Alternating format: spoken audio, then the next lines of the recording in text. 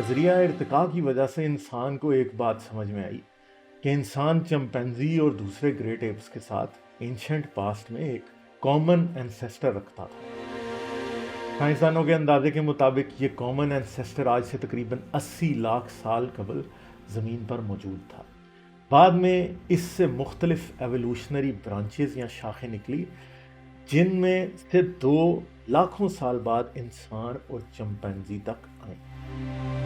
Darwin نے بھی اپنی کتاب دی اوریجن آف اسپیشیز میں جانداروں کے ایوولوشنری ٹری بنائے تھے۔ ڈارون یہ بات سمجھ چکے تھے کہ آج موجود کلوزلی ریلیٹڈ یا قریبی ارتقائی تعلق رکھنے والے جانداروں کے کامن اینسیسٹرز ماضی قریب یا ریلیٹیولی ریسنٹ پاسٹ میں زمین پر موجود تھے، مگر ان کے اینسیسٹرز بھی اینسیسٹرز رکھتے تھے جن کے کامن اینسیسٹرز مزید ماضی میں زمین پہ موجود تھے۔ آج انسان زمین پر موجود تمام ہی جانداروں سے کچھ نہ کچھ جینیٹک سملیرٹی رکھتا ہے۔ جن جانداروں سے ہم زیادہ جینیٹک سملیرٹی رکھتے ہیں، ہمارے اور ان کے کامن اینسیسٹر ریسنٹ پاسٹ میں موجود تھے۔ اس کی مثال انسان اور چمپینزی کے درمیان پائی جانے والی 98% سے زیادہ جینیٹک سملیرٹی ہے۔ ہم بلیوں یا فی لائن فیملی سے 90% جینیٹک سملیرٹی رکھتے ہیں۔ ہمارا اور بلی کا کامن اینسیسٹر آج سے تقریباً 9 کروڑ 50 لاکھ سال پہلے زمین پر موجود تھا۔ اس طرح ہم گھاس پھوس پودوں اور خمیر تک سے جینیٹک سملیرٹی رکھتے ہیں۔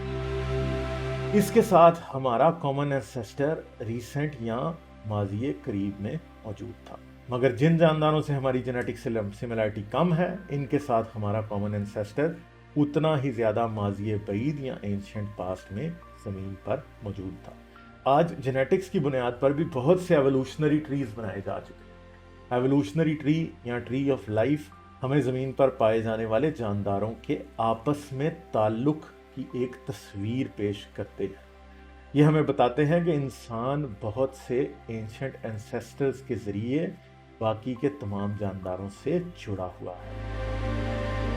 ایوولوشنری ٹریز اس کے ساتھ ساتھ ایکسٹنکشن یا معدومیت کو بھی بیان کرتے ہیں، اور ایوولوشنری ٹریز کی بہت سی شاخیں لاکھوں، کروڑوں اور اربوں سال سے ویران پڑی دکھائی دیتی ہیں، جو کہ کروڑوں سال پہلے ایکسٹنکٹ ہونے والے جانداروں کو ظاہر کرتی ہیں۔ آج زمین پر پائے جانے والے جاندار ماضی میں پائے جانے والے جانداروں کا ایک چھوٹا سا حصہ ہے۔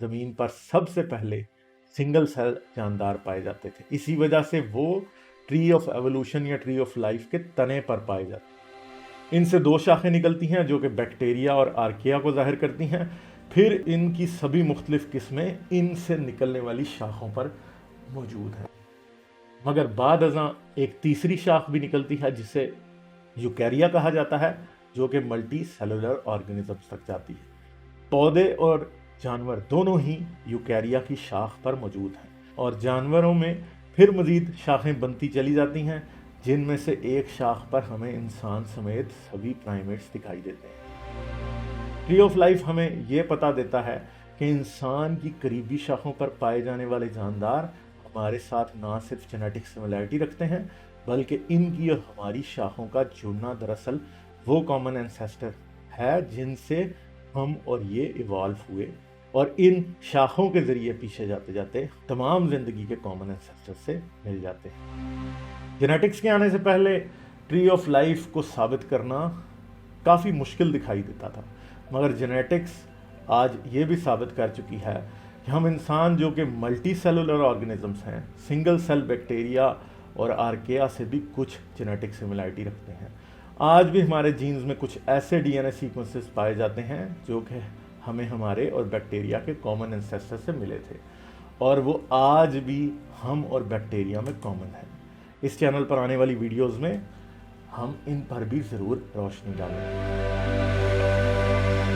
زندگی کا درخت ہمیں بتاتا ہے کہ انسان کا کوئی اسپیشل سٹیٹس نہیں، بلکہ انسان بھی باقی جانداروں کی ہی طرح ایوالو ہوا ہے، اور انسان بھی باقی تمام جانداروں کی طرح ایک جاندار ہے جس کی کوئی بھی اسپیشل حیثیت نہیں۔ غالب کمال کو دیجیے اجازت، آداب۔ जाने से पहले वीडियो को लाइक और शेयर जरूर करें, और अगर आपने अभी तक सब्सक्राइब नहीं किया तो सब्सक्राइब करके घंटी का बटन दबाना ना भूलें। इसके साथ साथ आप साइंस कहानी को पेट्रियन पर भी सपोर्ट कर सकते हैं। पेट्रियन का लिंक इस वीडियो की डिस्क्रिप्शन में मौजूद है।